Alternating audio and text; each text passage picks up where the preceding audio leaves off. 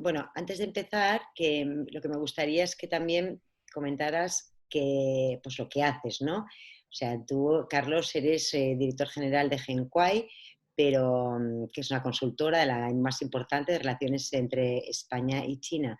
Pero a su vez haces muchas más cosas. Entonces, si quieres hacer un pequeño resumen de en todo lo que estás metido, pues genial. Fenomenal. Bueno, pues muchísimas gracias, Natalia, por la invitación. Lo primero de todo, darte la enhorabuena por el trabajo que estás haciendo desde el comienzo de la crisis, cómo estás adaptándote, innovando y, sobre todo, en momentos en los que es tan difícil para la industria, estás aportando más valor que nunca, ayudando a todo el mundo y prácticamente, vamos, que yo sepa, no esperando nada de nadie, jamás. Así que es una alegría enorme poder colaborar con vosotros y estar aquí con todos vosotros. Bueno, soy Muchas Carlos gracias. Sentís y gracias a ti, de verdad. Pues soy Carlos Sentís, aparte de, como decías, de trabajar en relaciones entre España y China desde hace más de 10 años, trabajamos en varios proyectos a la vez.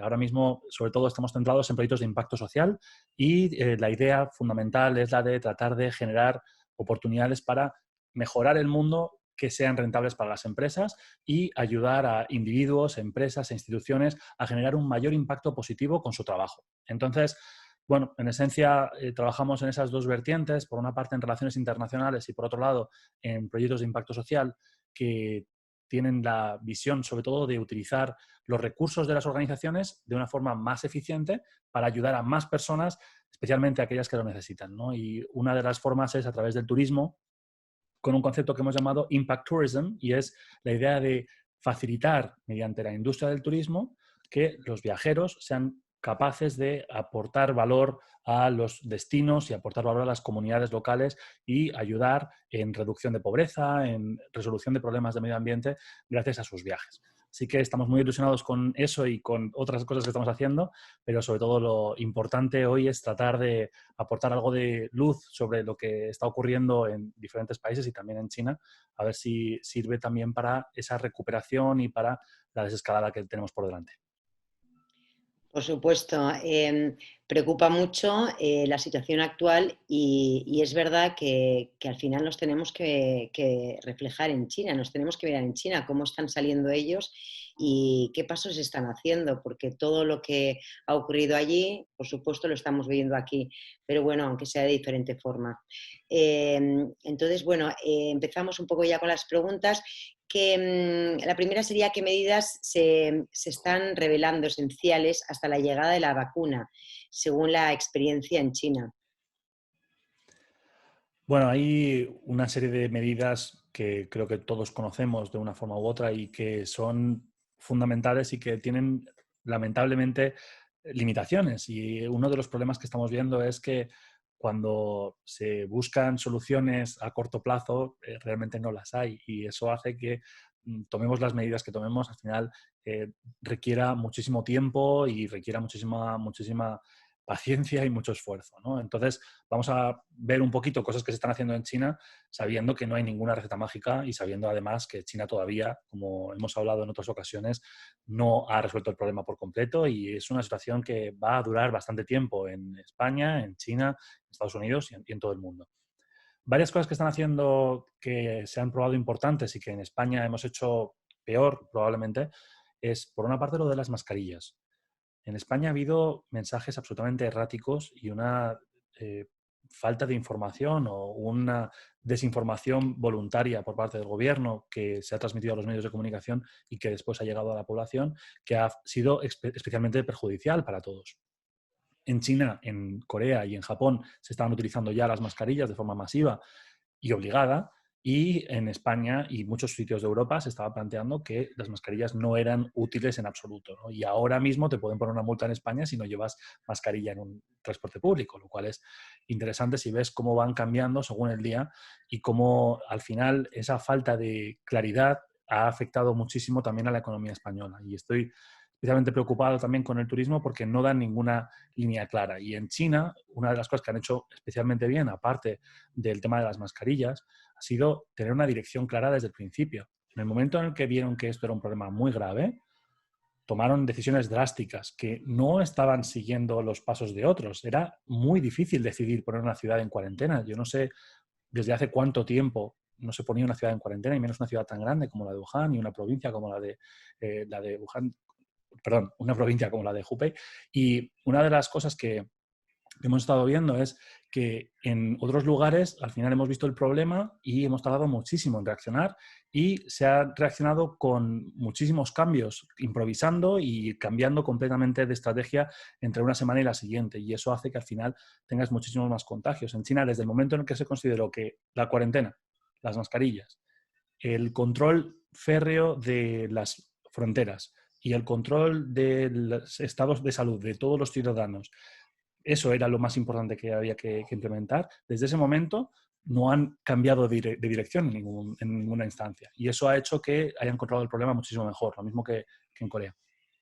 Ahora mismo en China todavía siguen en un estado de mucha preocupación, están recuperando la normalidad, y lo que se está haciendo es tratar de volver al trabajo y volver a la producción con la mayor celeridad posible, pero requiere muchísimo tiempo todavía. Es decir, hay aperturas que se están produciendo, pero los cines en muchos lugares de China todavía no se pueden abrir. Hay lugares, por ejemplo, hay destinos turísticos que sí que están abiertos y hay otros que no. Entonces, por mucho que se está recuperando la normalidad poco a poco, todavía falta muchísimo camino en China.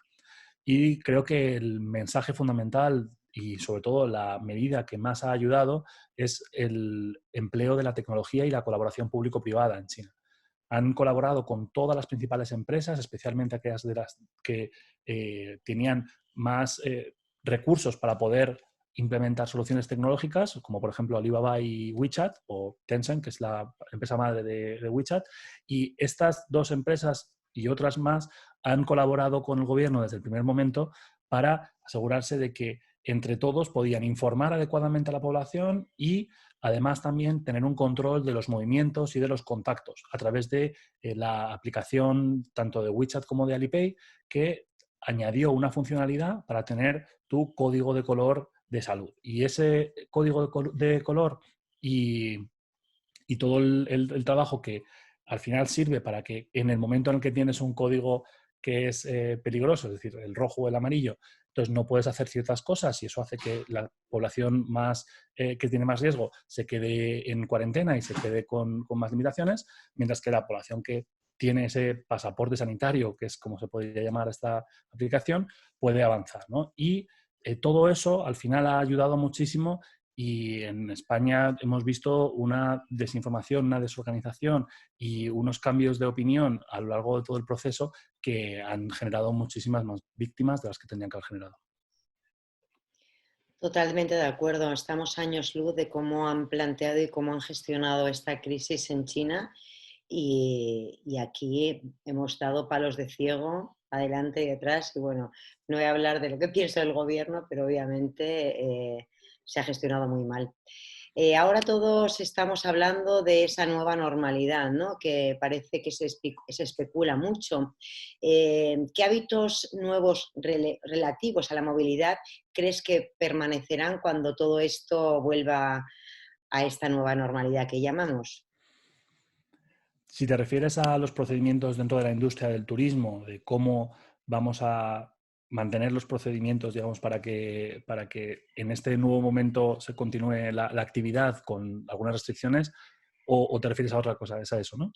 Sí, exactamente. ¿Cómo crees que van a volver un poco estos hábitos y en cuanto al viajero, en cuanto a la industria del turismo?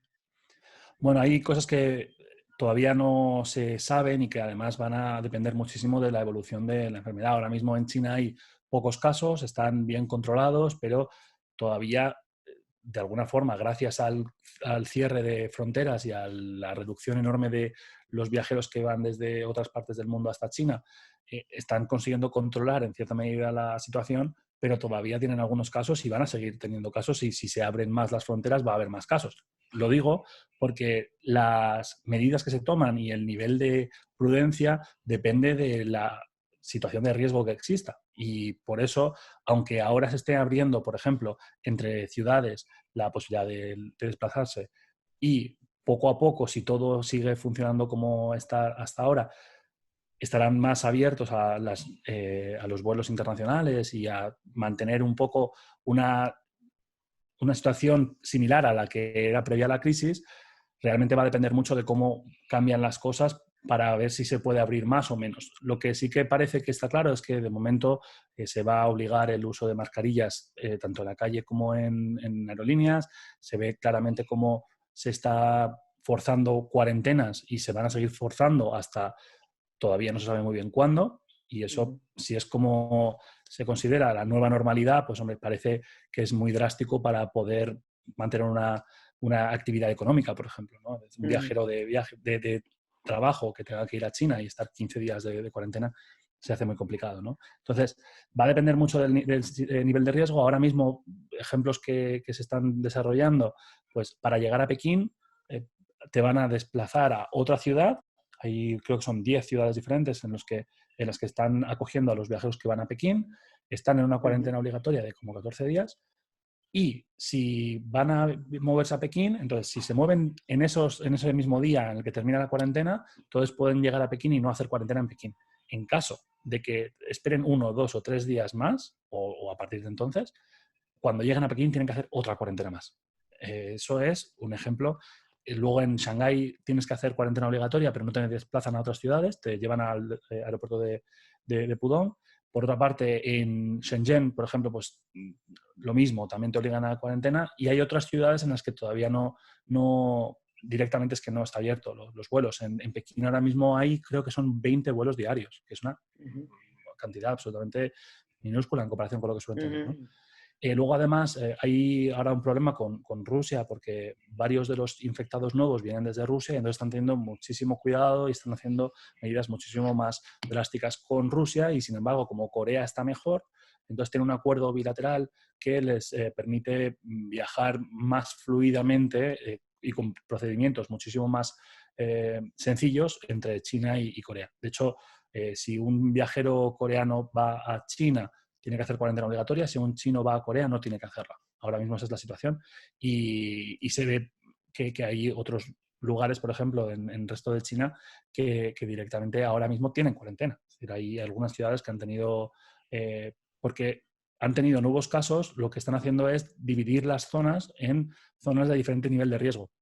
Entonces, tanto una persona tiene su color como una zona tiene su color en esas aplicaciones de las que hablaba y según el nivel de riesgo que tenga, tiene más o menos nivel de presión en cuanto a las medidas. Y por otro lado, ahora mismo para las visas, por ejemplo, los ciudadanos chinos que quieran volver a China realmente lo tienen muy difícil, tienen que justificarlo muchísimo. Hay muchos tipos de visa que directamente no funcionan ahora mismo, es decir, si tienes pasaporte diplomático, hay algunas excepciones que sí que permiten viajar a China, pero en general está bloqueado todavía, ¿vale? Entonces, podemos hablar de mamparas de metacrilato para evitar que la gente esté más pegada en restaurantes, por ejemplo. Podemos hablar de la obligación de social distancing, podemos hablar de, por ejemplo, los controles que hay de temperatura, la desinfección que se produce antes de entrar en lugares de trabajo, en los aviones y demás. Y, por supuesto, lo más importante que se está pidiendo ya por parte del sector turístico español es los test previos al viaje, que eso se está haciendo en China desde hace un tiempo y que si tú garantizas que en este momento no eres COVID positivo, entonces puedes entrar en el aeropuerto y puedes continuar hacer tu viaje. Realmente se está hablando por parte de diferentes aerolíneas también de que es imposible evitar por completo el contacto entre humanos en un aeropuerto y en un avión. Y por mucho que quieras vaciar el asiento del medio, realmente no estás evitando nada y no parece que eso vaya a resolver el problema, ¿no? Entonces, es un problema que todavía va a durar mucho tiempo y por mucho que queramos encontrar soluciones mágicas, todas son incómodas, todas son desagradables, todas son caras, ninguna te garantiza volver al trabajo y ninguna realmente soluciona el problema hasta que no encontremos la vacuna y se pueda distribuir de forma masiva. Totalmente, vienen tiempos complicados y si ya antes estaba el travel friction, que el viajero pues ya tenía pues ciertas incomodidades, los madrugones, pues las horas de aeropuerto, ahora no solo espera eso, sino que además en cada destino los diferentes requisitos, las mascarillas, los EPIs, es que viene un tema realmente Todo es delicado. complicado, pero también hay una cosa que tenemos que entender, Natalia. No hay ninguna razón para pensar que dentro de 1, 2 o 3 años en el mundo vaya a haber más pandemias que ahora. Probablemente cuando esto acabe, porque se encuentre la vacuna, podamos estar 10 o 20 o 30 o 40 años sin ningún tipo de pandemia que afecte Ujú, tanto a la población mundial. Entonces, cuando se habla de nueva normalidad, yo creo que también hay que distinguir entre los plazos. No es lo mismo una nueva normalidad de 1 año y medio, que es a lo mejor lo que se tarda con lo de la vacuna, no porque no se encuentre antes una vacuna, sino porque tiene una serie de fases que llevan a que hasta que no se hacen las pruebas y los efectos secundarios y demás, pues no se puede saber. Pero dentro de 1 año y medio, 2 años, probablemente tengamos una cura para esto, si es que nos ha desaparecido ya de forma natural. Eso significa que, por mucho que nos adaptemos a esta nueva normalidad, va a cambiar de nuevo dentro de otros 2 años.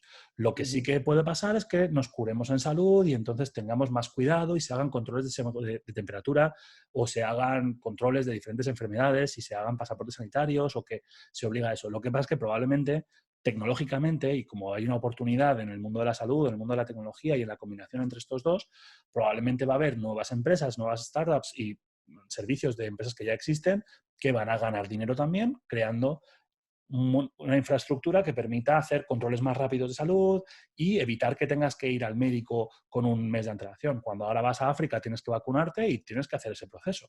Bueno, pues a lo ujú, mejor tenemos que vacunarnos antes de movernos a cualquier lugar, pero entiendo que hay una oportunidad de negocio grande en gestionar lo que sea que haya que hacer de forma lo más rápido posible para facilitar los viajes.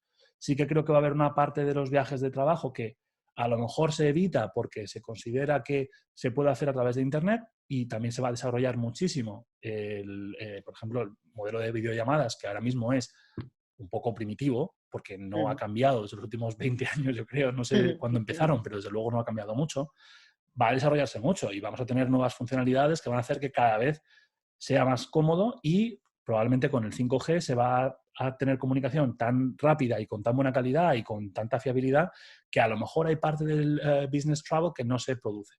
Bien, la cuestión es, tenemos que adaptarnos. Estamos en un momento de cambio que ya venía gracias a la combinación entre diferentes tecnologías como Internet de las Cosas, como la inteligencia artificial, robótica, coches autónomos. Estamos hablando de unas tecnologías que se estaban juntando ya y que ya se hablaba de una disrupción que iba a cambiar el 40% del mercado de trabajo y que se habla de modelos que predicen que en los siguientes 20 años va a cambiar el mundo más que en los anteriores 300. Y eso ya estaba antes del COVID.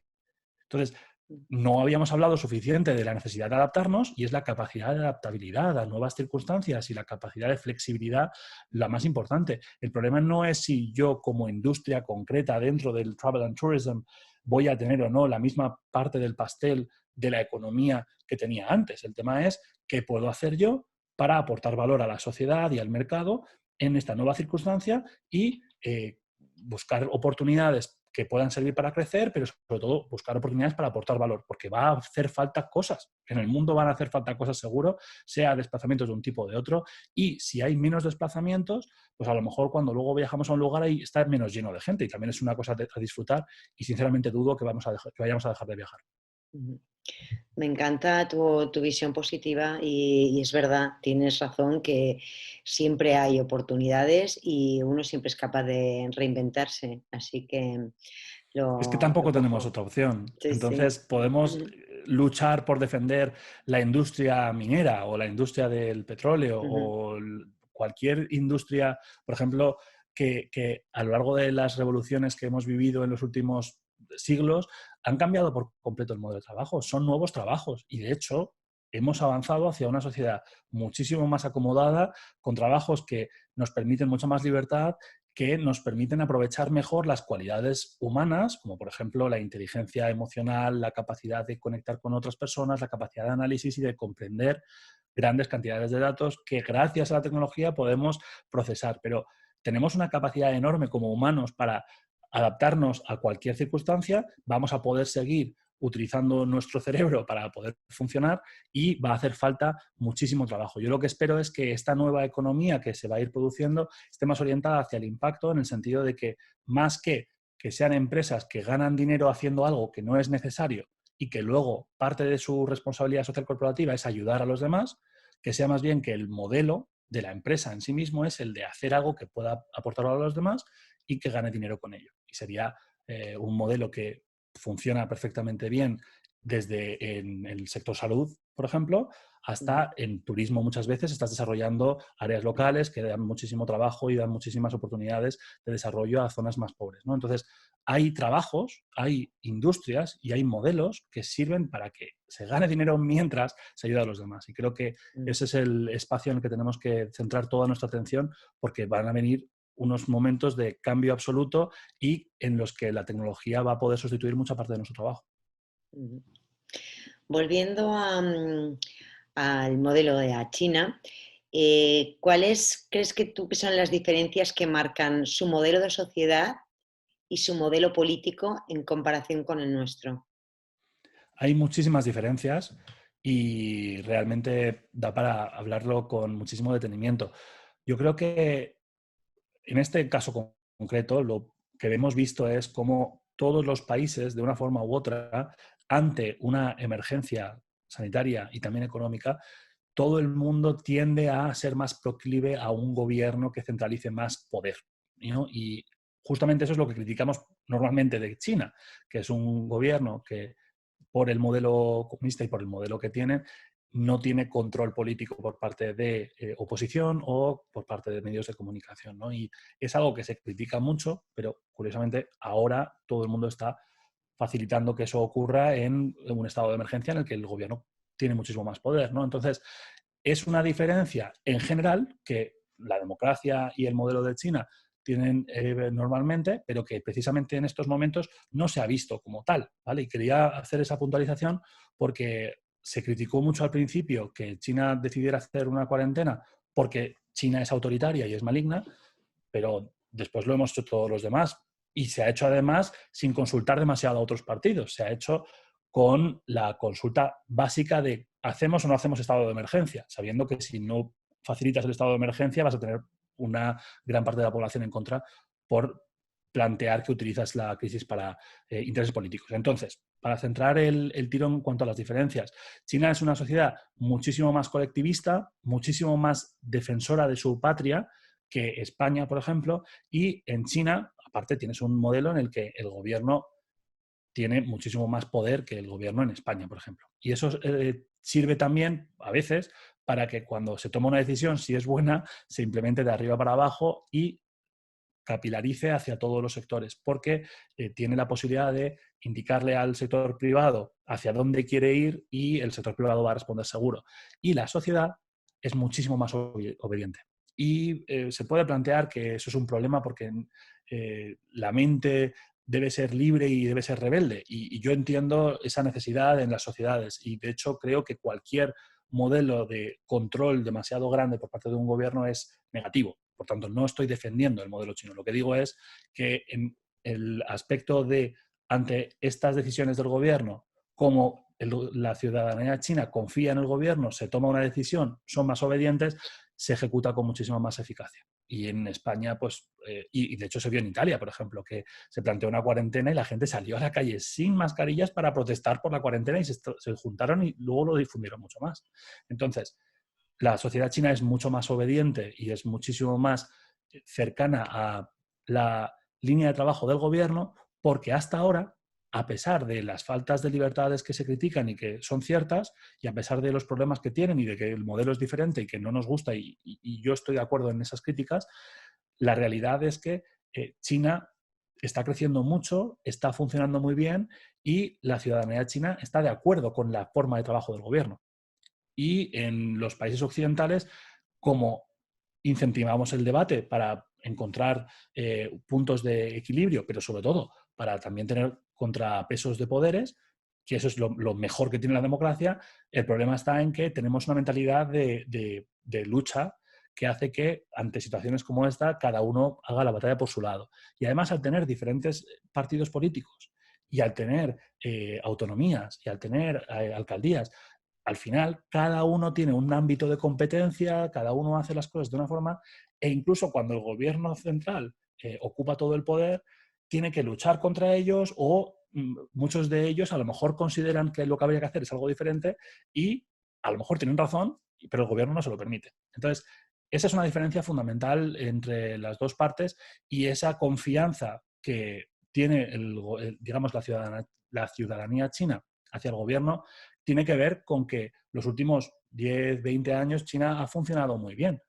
y que cuando se critica desde Occidente las faltas de libertades de China, no se dan cuenta de que a la gran mayoría de la ciudadanía china no le importan esas faltas de libertades, en algunos casos, ¿vale? Entonces, a los ciudadanos chinos les preocupa muchísimo su bienestar, su salud, les preocupa muchísimo la salud de sus familias, les preocupa muchísimo su crecimiento económico y les preocupa menos si pueden acceder más o menos a las redes sociales occidentales, por ejemplo, que están bloqueadas en China.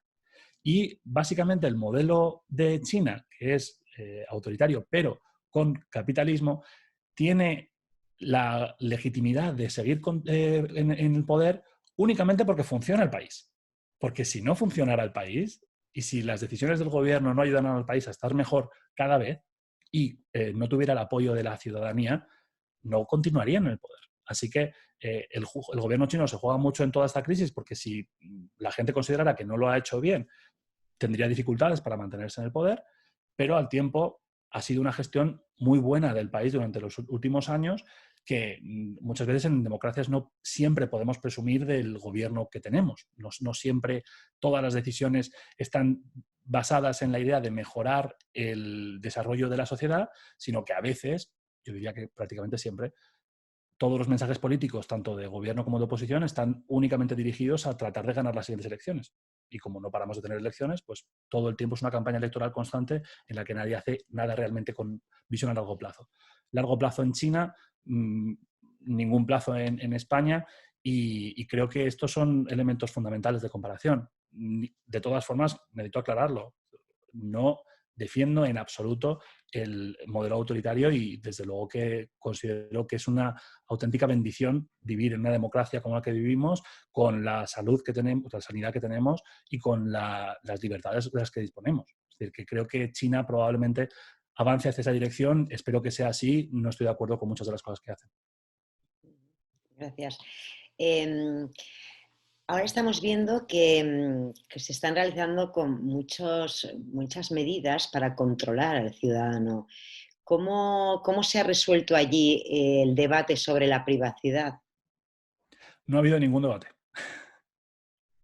Todos han obedecido y Es que no puede nadie ha haber debate. protestado. Es que no puede haber debate. Ha habido algo de debate sobre algunas personas que han intentado informar de lo que estaba ocurriendo y han sido censuradas. Y eso ha salido en todos los medios y ha sido, digo, en los medios occidentales, y ha sido un problema que muchos chinos han mostrado su enfado al respecto, ¿no?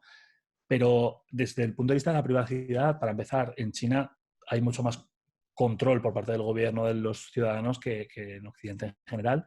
Y ya saben que las aplicaciones que tienen y demás están de alguna forma monitorizadas, porque cuando sacan un contenido que no es, no se puede sacar. Es decir, por ejemplo, en un mensaje privado que mandes en WeChat entre una persona y otra y mencionas alguna palabra que no deberías, para las reglas del gobierno, ya tienes un problema, ¿no? Entonces, al final, ya saben que viven en un sistema determinado y no han planteado demasiada batalla al respecto.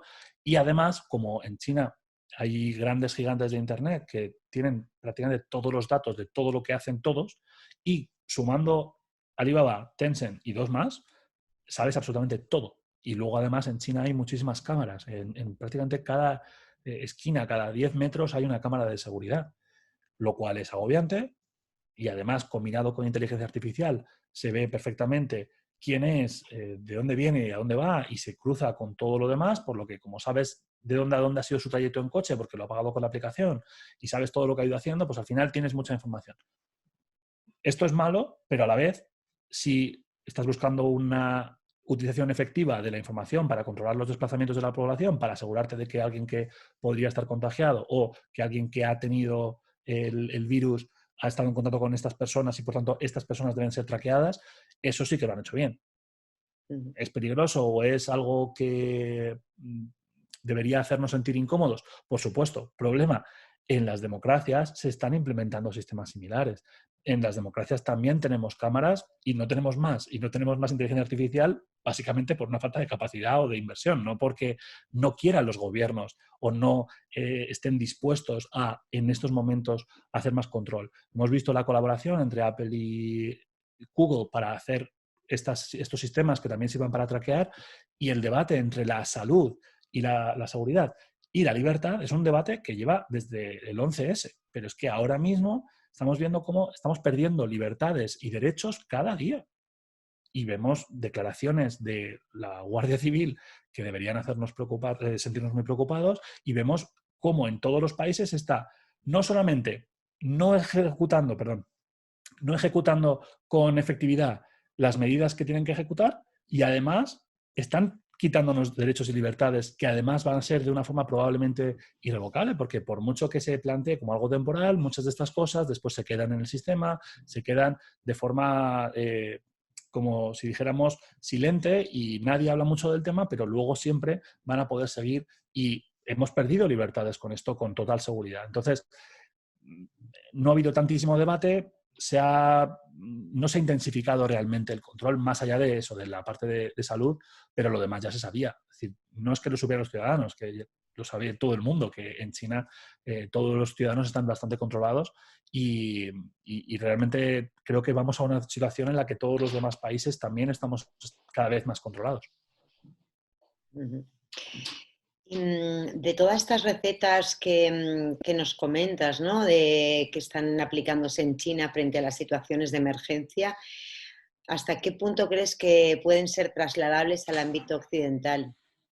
Yo creo que prácticamente todas, y que las que no se implementan es más por falta de capacidad o falta de dirección, o porque no se considera que sea lo que te va a dar rédito político, mucho más que si se puede o no se puede. Insisto, es que desde la idea de la cuarentena hasta si se puede o no se puede llevar mascarillas, hasta si se puede o no intervenir una empresa porque tiene mascarillas y se le puede coger las mascarillas y no pagarles, son medidas que son muchísimo más de dictadura que de democracia. Entonces, cuando se plantea que porque China es autoritario pueden hacer esto y pueden controlar muy bien, si tú tuvieras una democracia absolutamente maravillosa con total libertad de prensa, total libertad de cualquiera de las libertades fundamentales y todos los derechos garantizados, y 1.400 millones de ciudadanos con miles ya enfermos, no te cuento el lío que se armaba. Entonces, lo han controlado muy bien dentro de que era muy difícil y que reaccionaron tarde al principio. Y que lo que eso supuso, primero que estuvieron haciendo, digamos, cubriendo la información, y que eso supuso verdaderamente que se expandiera más rápido de lo que querían. Pero hubo un punto en el que entendieron que el problema era grande, y a partir de ahí todo lo que han hecho es algo que se podía haber hecho en Europa desde el momento en el que sabíamos que venía, y lo sabíamos. Y la Organización Mundial de la Salud avisó varias veces, y China avisó todo el tiempo, y lo teníamos en los medios de comunicación todos los días lo que estaba pasando en China. Pero nos hacía ilusión porque hay mucho sesgo negativo hacia China, que no digo si es bueno o malo, simplemente lo hay. Y lo que pasa es que estábamos viendo los problemas que tenían ellos, pero era su problema. Y además merecido porque son malos. Pero claro, en el momento en el que llegó a Japón, a Corea y a Italia, que son nuestros amigos italianos, tampoco hicimos nada. Entonces, fueron ese mes, 2 meses de inacción, de no prepararse, de no comprar materiales, de no montar, por si acaso, hospitales de campaña. Tener en cuenta que es que la inversión final y el gasto final y la pérdida económica final de toda esta crisis es de billones con B de los españoles, no de los billion dollars americanos. No 1.000 millones, sino del millón de millones. Y si se hubiera invertido en enero y en febrero algún billón de los americanos, habríamos podido tener todos los respiradores que hacían falta, todas las mascarillas que hacían falta, empezar a cerrar las fronteras antes para tener muchos menos casos, de forma que la gente se agobia mucho menos, los mercados sufren menos, y luego dices más o menos lo que puede durar todo esto. Por ejemplo, 1, 2 o 3 meses, que es lo que se dijo en China desde el principio, con dirección clara. Y eso hace que los mercados también digan, vale, voy a tener un problema los siguientes 2 meses, pero no tengo por qué despedir al 50% de la población española por si acaso, porque a saber a dónde nos está llevando o esta administración o bien esta crisis, ¿no? Entonces, la dirección clara hacia una o hacia otra línea de actuación, pero esa dirección era fundamental, no se tomó Y al final se plantea que es por un problema de modelo político, pero es mentira. Todo lo que se ha querido hacer se ha hecho. Se ha querido tener a los militares haciendo un hospital maravilloso de campaña en IFEMA y el IFEMA del gobierno, por supuesto, y el ejército trabajando para ayudar. Y es maravilloso y es algo de agradecer, pero es que nadie le ha tosido por tomar ninguna decisión a ningún gobierno occidental y no ha habido ninguna cosa que no se haya podido hacer que se hubiera querido hacer. Entonces, al final, lo que ha pasado es que nadie sabía muy bien cuándo ya el problema era demasiado grave, cómo podíamos contenerlo mejor. Pero es que era muy fácil de contener antes. Sí, pero se reaccionó muy tarde y es cierto que aquí se perdieron 2 meses. Se perdieron los meses Insisto, es que completamente. estamos todo el tiempo buscando, lógicamente, responsabilidades ajenas, ¿no? Y es normal. Y al final, pues Trump tiene que decir que el virus es chino, incluso aunque ahora se está viendo que hay como diferentes vertientes y lo que sea. Es que el problema, obviamente, es que cada uno está haciendo la batalla en la que defiende que a mí me ha tocado, por ejemplo, en España este problema, pero no es un problema de España, es un problema mundial. Y todo el mundo empieza sus discursos políticos con la idea de que es algo mundial, básicamente para dejar claro que no tiene que ver con ellos. ¿Qué pasa? Que si tú tienes más muertos por millón de habitantes, tienes más contagiados, tardas más en reaccionar y lo haces peor y tienes un decrecimiento económico que es 50% más rápido que en el resto de Europa y 10% más rápido que en Italia, que también ha sido afectada, y antes que nosotros, a lo mejor es posible que no sea solo culpa de que esto es un problema mundial, sino que a lo mejor también hay algo de responsabilidad que tengamos nosotros. Por supuesto. Ahora, ¿conoces cuáles son los requisitos que rigen para la entrada de viajeros de negocios internacionales ahí en China? ¿Es posible Es que ahora viajar mismo o...? realmente no termina de ser posible y además, bueno, primero, Ujú, conseguir una visa es prácticamente imposible y además hay cuarentenas, como te decía, ujú, larguísimas, porque si quieres ir a Pekín, que es uno de los destinos en los que es más normal acabar como viaje de negocios, tienes que hacer doble cuarentena si no tienes cuidado. O sea que ujú, es muy complicado. Ahora mismo no están las cosas como para plantearlo. Lo que se está abriendo es eso, los viajes interiores, pero ujú, es todavía muy difícil, incluso para los nacionales chinos que viven fuera. ujú. ¿Y cómo crees que va a evolucionar, cómo van a evolucionar las relaciones comerciales entre España y China a medio plazo? Es difícil de decir y, por supuesto, no tengo ninguna certeza de nada, pero se está planteando mucho que estamos en un momento de globalización en el que lo que vamos a buscar todos es más mirar hacia adentro cómo podemos producir nosotros y cómo podemos gestionar nosotros nuestras necesidades para no depender del exterior. Y al tiempo, es evidente que vivimos en un mundo extraordinariamente globalizado y además que la globalización ha ayudado muchísimo al desarrollo humano y a la solución de problemas en todo el mundo. Entonces, está esa lucha que sobre todo viene incitada por Trump desde hace mucho tiempo, que está impulsando ese mensaje de America First y de romper el multilateralismo. Y realmente yo no creo que eso vaya a ser un éxito al final, ¿no? Sí que puede ser que los huecos políticos que se queden después de esta crisis nos lleven a nuevos gobernantes que a lo mejor sean más populistas y tiendan más a esa idea, pero realmente la tendencia normal es que tanto las relaciones entre España y China, y hablo de lo global porque creo que va a ser algo que va a afectar a todos los países y a todas las relaciones internacionales, entre España y China va a seguir habiendo comercio, probablemente haya ahora una bajada, pero por la bajada de la economía, pero que se recuperará porque España y China no han tenido ningún conflicto especial. El conflicto entre Estados Unidos y China es más palpable ahora que nunca y, por tanto, va a haber una parte grande de toda la corriente occidental que sí que intente acercarse más a Estados Unidos por la alianza histórica y también ideológica y, por tanto, es posible que China tenga menos comercio con algunos países, pero yo no veo que España vaya a tomar una determinación clara de alejarse de China y creo que eso va a llevar a que las relaciones se mantengan con cierto nivel de solvencia.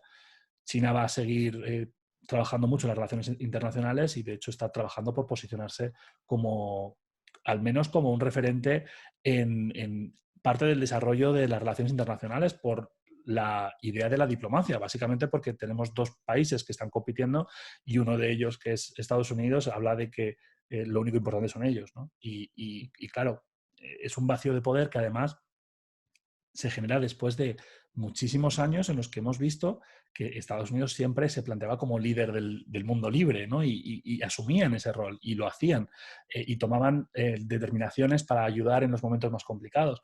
En esta crisis ha sido todo sálvese quien pueda. Perdona por enrollarme por Estados Unidos, pero me parece que es importante No. ver cuál es el concepto mundial porque nos está afectando a todos, ¿no? Esa es la batalla que vamos a vivir ahora. Tuvimos la Guerra Fría en su día.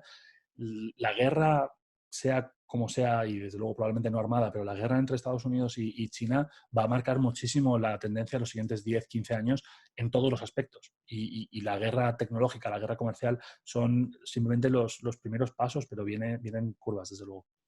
Ujú. Bueno, finalmente dicen que de alguna forma se está cuestionando que todo se fabrique en China. ¿Crees que los países van a reformular su modelo productivo? La verdad es que no lo sé. Yo veo que China sigue siendo el país mejor preparado para producir de todo el mundo, con diferencia abismal. De hecho, China está intentando producir ahora en países del sudeste asiático porque es muy caro producir en China ya, pero claramente desde el punto de vista de la calidad del producto, y sé que parece de broma decirlo, pero es que la calidad de producción de China es la que nos lleva a todos los productos de marcas de moda, a los iPhone y a todo lo demás, se hace en China o en parte. Entonces, la calidad que tienen, la fiabilidad que tienen, la logística que tienen y luego además el desarrollo tecnológico que tienen ahora mismo es algo inigualable y el problema es el precio, básicamente, que la mano de obra de China es cada vez más cara y eso podría hacer que se intente volver hacia adentro. Por una parte, la campaña mundial de desconfianza hacia China, que a lo mejor tiene razón, a lo mejor China es mala, pero en cualquiera de los casos hay una campaña mundial de intentar plantear que China, por ejemplo, a través de los móviles nos espía o lo que sea,